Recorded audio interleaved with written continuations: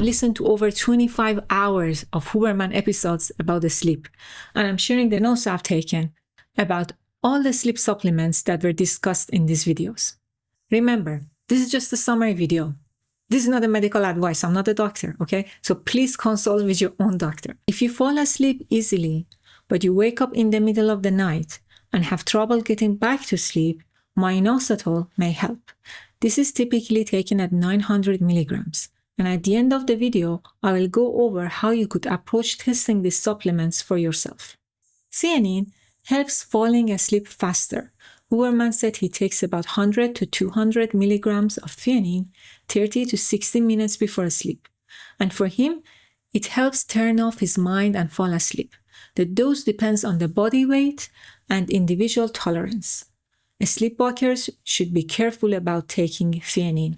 Also, if you wake up because of intense or vivid dreams, avoid theanine. Instead, try magnesium threonate or magnesium biglycinate to see if this could help you fall asleep faster and get a deeper sleep. Huberman said he takes 300 to 400 milligrams of magnesium threonate 30 to 60 minutes before sleep. Magnesium threonate is a special form of magnesium that can create a mild feeling of drowsiness.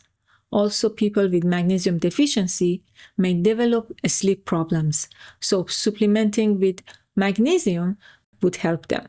Taking theanine and magnesium together for some people can make their sleep so deep that they will actually have trouble waking up in the morning.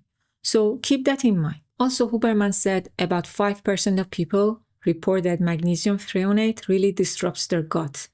In this case, don't take them. Moving on to apigenin, which is derived from chamomile, it can help turn off racing thoughts and overthinking. So it could help with falling asleep faster. However, apigenin is a fairly potent estrogen inhibitor, so it could cause hormonal imbalances for women and maybe even for men. Huberman is taking magnesium threonate, apigenin, and theanine, and then every third to fourth night, he also takes 2 grams of glycine and GABA, which helps him fall asleep. But he found that if he takes it more than that, it won't work for him very well. This is what he takes, and it doesn't mean that you should be taking the very same things, okay? So you need to test it for yourself. Please subscribe and let's continue. The next up is melatonin, which is a hormone that our body naturally releases and signals to the brain when it's time to sleep. Supplementing with melatonin is useful for jet lag. It can also be beneficial for older adults who have trouble falling asleep. However, melatonin does not help with maintaining a sleep or a sleep duration. It can only increase the sleep duration by 4 minutes. A few things to be mindful of about melatonin. First, supplements may have anywhere between 15% to 400% of the dose mentioned on the bottle because there's no regulation for over-the-counter melatonin. So you won't know actually how much you're taking.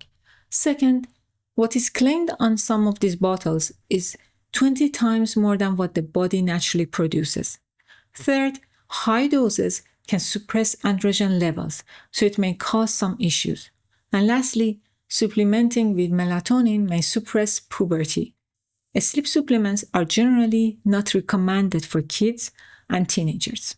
For these next 2 things, there's not enough data yet, but a few studies showed some benefits, so you may try. One of them is drinking tart cherries juice that may increase the sleep duration, and the other is eating kiwi fruit with the skin, which may help fall asleep faster and sleep for longer. A word of warning about supplementing with serotonin and tryptophan or 5-HTP for sleep. Walker said REM sleep requires shutting down of serotonin. There's a delicate mechanism there, and the supplements could cause an issue. Also about valerian root, many studies found no benefits. Moving on to how to approach testing the supplements for yourself. First of all, there are many small changes you can make that may just fix the issue, and you may not need to take any supplement.